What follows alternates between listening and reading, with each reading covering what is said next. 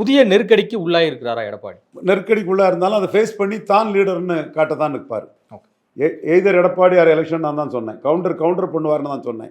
கருணாநிதி ஜெயலலிதா மாதிரி ஒரு தலைவராக விருப்புறாருன்னு தான் நான் சொன்னேன். ஸோ அதன் காரணமாகத்தான் எம்ஜிஆர் ஜெயலலிதா போன்ற தலைவருடைய படங்கள் வந்து நிராகரிக்கப்படும். 100% அதுதான். இப்போ தான் தலைவருங்கிறது ஒற்றை தலைமைங்கிறத நோக்கி அடுத்த கட்டத்துக்கு போறாரு. இதில் வந்து பிடிய எடப்பாடி கையில் விட்டுட்டு பரித வைக்கிறது செங்கோட்டையன், தங்கமணி, வேலுமணி, சி.வி. சண்முகம், ஜெயக்குமார், தளவாய் சுந்தரம், நம்ம ஒரு தளவாய் சுந்தரம், இவங்கெல்லாம் பன்னீர்செல்வத்தை காலி பண்ணுறோன்னு நினச்சி தங்கள் பிடியை விட்டுட்டாங்க. நான் அப்போவே சொன்னேன், ஒற்றை தலைமையானா உங்களுக்கெல்லாம் பிடி போயிடும்னு நான் சொல்லியிருப்பேன்.